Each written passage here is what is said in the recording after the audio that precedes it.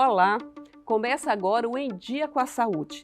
Esse programa é uma parceria da TV UFMA com a Associação Médica Brasileira no Maranhão. Um espaço para falarmos sobre saúde física, mental, emocional, enfim, sobre tudo que envolva o nosso bem-estar. Nosso tema de hoje é o fígado, sua importância para o bom funcionamento do nosso corpo e os cuidados necessários para garantir a saúde desse órgão tão importante.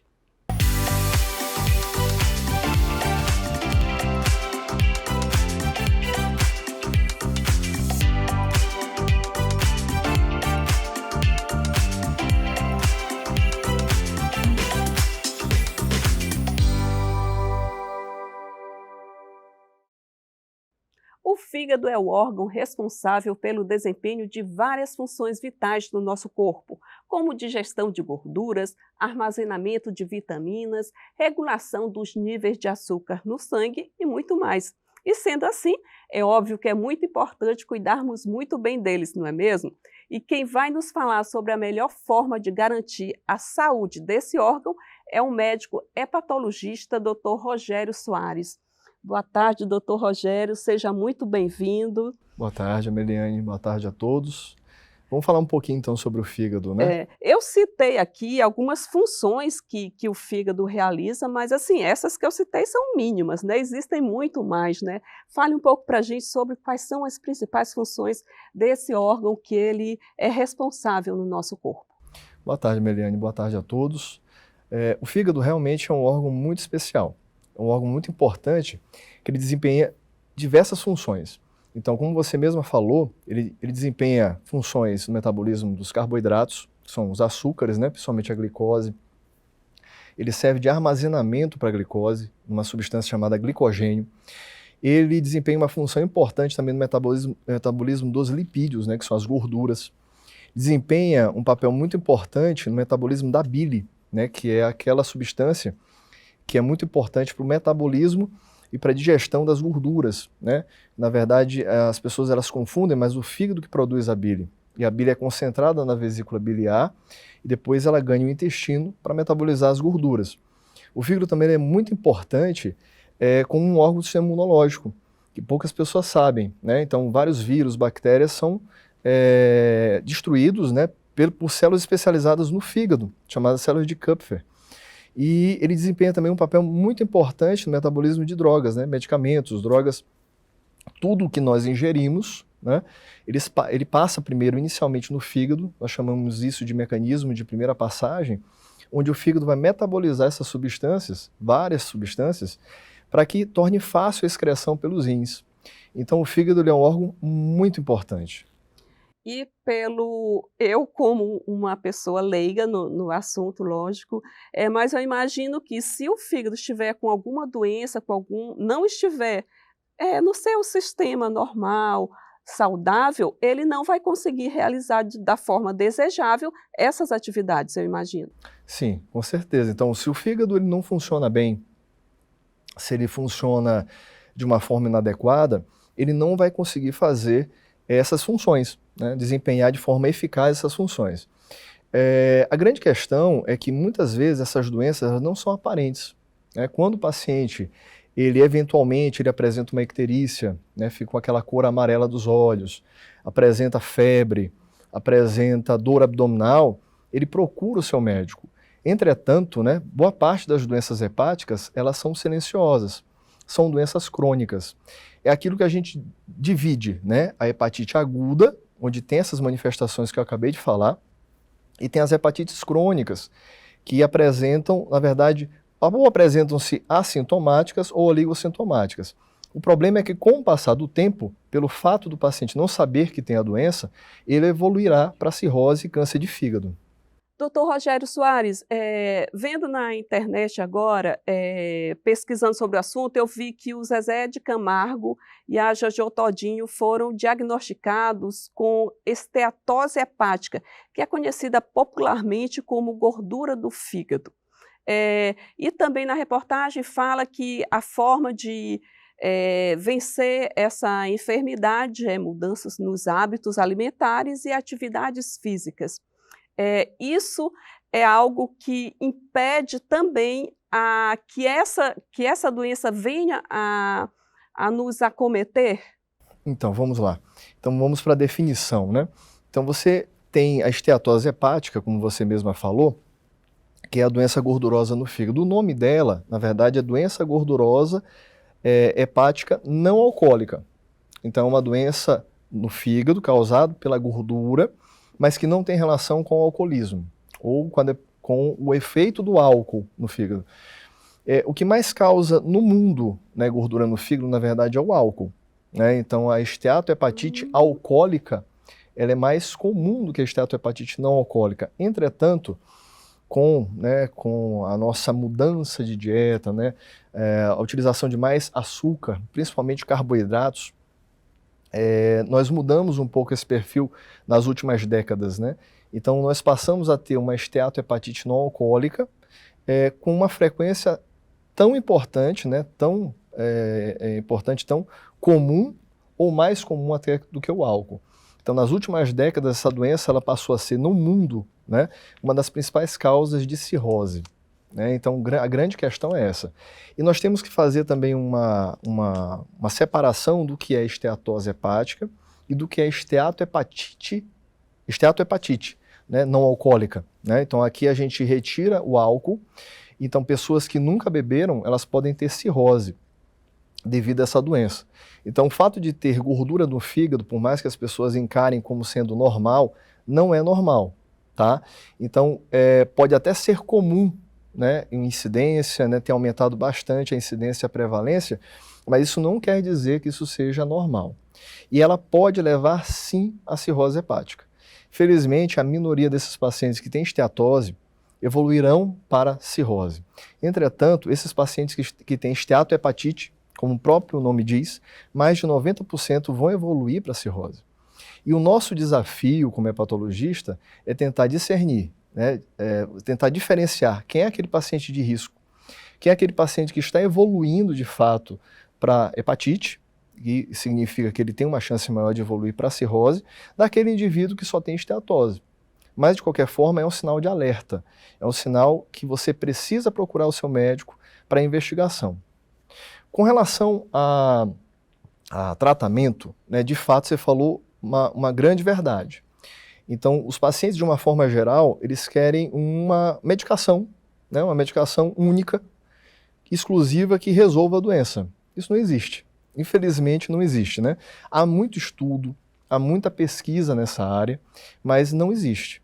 O que, de fato, existe é que a mudança de hábito, a mudança de estilo de vida, uma vida mais saudável, uma reeducação alimentar, atividade física regular, exercício físico regular, mudam a história dessa doença. Isso a gente sabe, de fato, que existe. Existem algumas medicações, sim, que elas são úteis, ajudam, mas são adjuvantes. As medicações não são um pilar principal do tratamento, mas ajudam sim, diminuem a fibrose, diminuem a gordura no fígado, diminuem a inflamação. Entretanto, não pode ser visto como um único tratamento. Então, achar, né, e passar isso para o paciente é um erro. Né? O fato de você introduzir novos conceitos para o paciente, novos pensamentos, mudanças de estilo de vida que vão melhorar sua qualidade de vida não só com relação ao problema no fígado, mas com relação ao problema cardiovascular, com relação a viver de forma mais saudável, eu acho que isso é mais importante. Doutor, alimentação e atividade física. Esses dois temas são frequentes nas falas dos médicos. Uma alimentação saudável e atividade física. Isso é realmente muito essencial para o bom desempenho da nossa saúde, para um corpo saudável. Isso é realmente assim prioritário pelo que eu vejo. Sim. É verdade isso? É muito verdade. Então, assim, isso é uma expressão muito verdadeira, né? Não só o que comemos, né? O que comemos é muito importante, mas como nós desempenhamos nossas atividades no dia a dia, né? Há que se diga que o fato de você não ter tempo hoje, né, para não fazer uma atividade física, um exercício físico, você terá tempo depois, terá que ter tempo depois para poder se tratar.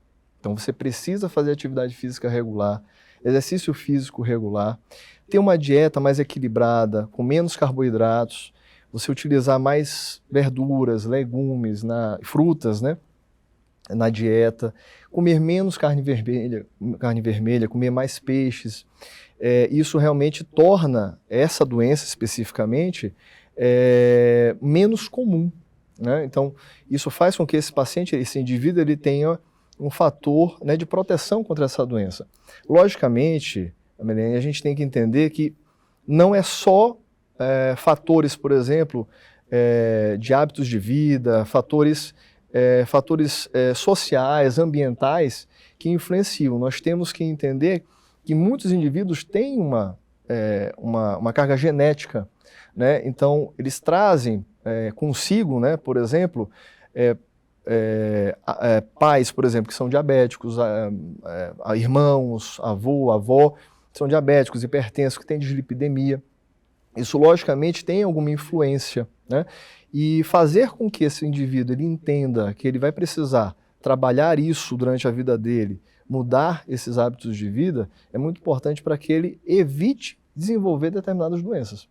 E é importante dizer, por exemplo, especificamente para essa doença, que é uma doença que é correlacionada com essas doenças metabólicas. Então, com a hipertensão, com a diabetes, com a obesidade, com a dislipidemia, que é popularmente o colesterol e o triglicerídeos alto, né? Então, ela é mais uma doença dessa síndrome que nós chamamos de síndrome metabólica, né? Então, essas doenças são correlacionadas. Doutor, vamos falar agora sobre hepatites virais. Temos vários tipos de hepatites e uma preocupação. Essa é uma daquelas várias doenças silenciosas. E a doença silenciosa termina tornando-se mais perigosa pelo fato de que demora a ser diagnosticada. Fale para a gente sobre as hepatites virais e de que forma a gente pode prevenir ou evitar, já que é uma doença silenciosa. Muito bem, Melena, é isso mesmo. Então, outra causa, né, de cirrose são as hepatites virais. Então, nós primeiro precisamos diferenciar, distinguir as hepatites agudas, né, e as hepatites crônicas, como você bem falou. As hepatites agudas, elas manifestam sintoma. Então, o paciente ele apresenta a icterícia, né, que é aquela cor amarelada dos olhos e da pele, né, a colúria, que é aquela urina mais escura, apresenta náusea, dor abdominal, muitas vezes febre. Isso leva o paciente ao médico, né, isso leva o paciente ao hospital. Mas no tocante às hepatites crônicas, acredito que seja um problema maior, porque o indivíduo não sabe, quer dizer, o paciente ele não sabe que tem a doença, que ele tem o vírus da hepatite, normalmente a hepatite B e a hepatite C, e que causam a cirrose. Então, com o passar do tempo, essa doença ela vai piorando, quer dizer, o fígado vai ficando endurecido e vai mudando sua estrutura, vai causando um processo de hepatite, como o próprio nome diz, é um processo inflamatório. Posteriormente, esse fígado ele vai dando os hepatócitos, né, que são as células fundamentais do fígado, as células alimentares do fígado, eles vão dando espaço a través de fibrose, né, com colágeno, né, alguns tipos de colágeno, eles vão para o fígado e eles não saem. Se o processo inflamatório ele não for tratado, né, com os antivirais, que normalmente nós utilizamos, né, no tratamento, essa doença ela progride para a cirrose, né, que nada mais é do que uma fibrose avançada. E como nós bem falamos antes, quando o fígado não funciona bem, ele não consegue desempenhar suas funções. E o indivíduo ele começa a ter complicações da cirrose, que normalmente são a ascite, que é aquela doença, aquela barriga grande, né, cheia de líquido, começam a ter varizes de esôfago, que podem sangrar, que é o que a gente chama de hemorragia digestiva. Eles começam a ter infecções nesse líquido, podem ter inclusive um câncer de fígado, que o maior preditor de câncer, inclusive, é a própria cirrose. Com relação às hepatites, como nós podemos prevenir, né? Isso vai depender do tipo de hepatite. Então vamos lá, nós temos a hepatite A, a transmissão dela é fecal-oral. Significa que alimentos e água contaminados, eles transmitem o vírus da hepatite A. Daí é muito importante você ter hábitos de higiene saudáveis. Então assim, Muito importante a rede de esgotos, lavar as mãos com água e sabão. Que trouxe essa lembrança foi o próprio Covid, né? Sim. Que é tão importante para prevenir outras doenças, né? Com relação à hepatite B e C, que essas são as mais perigosas no tocante à evolução para a cirrose, a transmissão delas é sanguínea. Não só sanguínea, mas sexual também. Então, principalmente a hepatite B, que é tida até como uma DST. Então, é a utilização de preservativo, é o cuidado, né, na manipulação, por exemplo, de objetos, né, fomites que nós chamamos, que entram em contato com o sangue. Então, entra os objetos, né, e os instrumentos do dentista, instrumentos médicos, né, de pequenos procedimentos, qualquer instrumento que entre em contato com o sangue ou secreções, né, por exemplo, endoscopia, broncoscopia, então qualquer procedimento médico ou odontológico, inclusive acupuntura, né, não podemos esquecer também da questão do cabeleireiro, do barbeiro, da gilete. E né, que fazer pode unha, né? Manicure, muito bem, muito bem. Tesoura, alicate de unha, né? Que a gente acredita que não transmite, mas transmite. Pode transmitir tanto o vírus B quanto o vírus C. E os dois vírus, eles podem causar essa evolução para a cirrose, e de uma forma silenciosa. Então, o cuidado nesse tocante, é o cuidado com esses instrumentos. Isso eu posso falar para o paciente, né? Posso falar para o indivíduo, para ele ter cuidado com esses instrumentos que você utiliza, por exemplo, no dia a dia mesmo, né? Gilete, não compartilhar a gilete é descartável, individual. A questão do material para ser utilizado para fazer tatuagem, por exemplo, acupuntura. Então, tudo isso tem que ser descartável, né? Para evitar a transmissão desses vírus que são tão perigosos, né? Tanto o vírus B quanto o vírus da hepatite C. Doutor, para encerrar nossa entrevista, como é que o senhor avalia que está essa nova geração? Essa geração, ela está mais preocupada com a saúde, os pais estão mais preocupados em educar os filhos para uma alimentação mais saudável. Como é que o senhor observa isso, mediante o que você vê no seu consultório?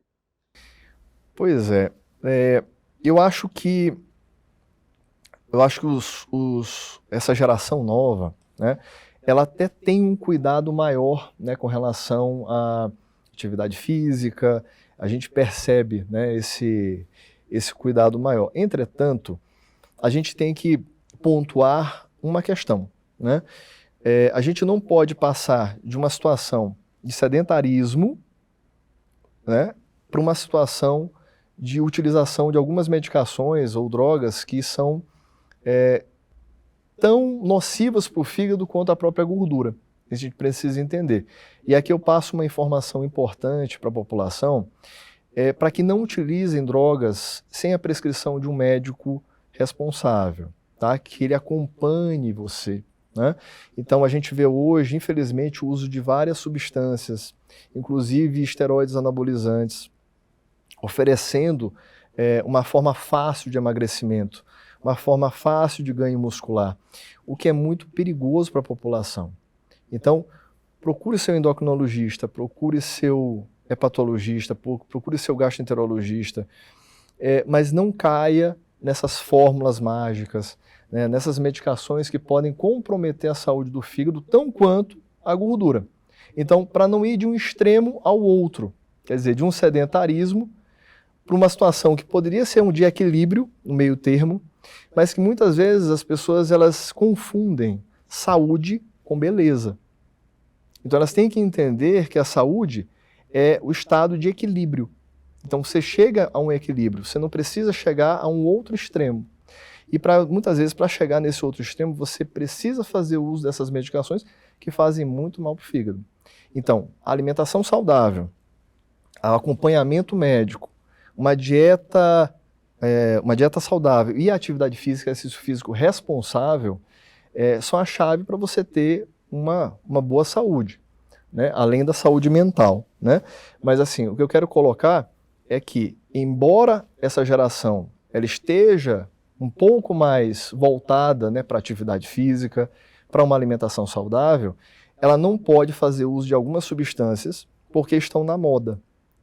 Porque alguns profissionais, né, que não têm tanta responsabilidade acabam prescrevendo sem essa responsabilidade e sem a avaliação de possíveis danos para esse paciente. Isso é uma questão que eu gostaria de falar, né, porque muitas vezes a gente fica um pouco preocupado com relação à gordura e deve ser uma preocupação com relação aos vírus também, mas a gente precisa se preocupar também com algumas drogas, algumas substâncias que elas fazem também mal para o fígado. Né? Então, a gente às vezes vê, você perguntou do consultório, às vezes a gente vê assim, laudas de receita, né, de várias medicações, que muitas vezes o próprio prescritor não sabe nem para que está prescrevendo. Né? Então, assim, a gente tem que ter muito cuidado, porque tudo isso vai passar pelo fígado, como eu falei. Sim. Qualquer substância, por mais natural que seja, vai passar pelo fígado e pode causar mal. Né? E a gente tem que lembrar uma coisa, o fígado não tem máquina. Pela própria importância dele, você tem máquina para o rim, você tem máquina para o pulmão, você tem máquina para o coração, mas você não tem máquina para o fígado. Então, quando o fígado não funciona bem, chega num estágio final, só o transplante. Então, a gente tem que cuidar muito bem do nosso fígado, para que não cheguemos nessa fase de doença mais grave. Dr. Rogério Soares, muito obrigada pela sua presença, pelos esclarecimentos, foram assim, muito bons, muito esclarecedores e eu espero que o público siga os seus conselhos. Eu vou seguir, prometo. Muito obrigado pelo convite, obrigado a todos, viu? O Em Dia com a Saúde de hoje fica por aqui. Lembrando que você pode mandar dúvidas ou sugestões para o endereço que aparece aqui na sua tela. E a gente volta no próximo programa.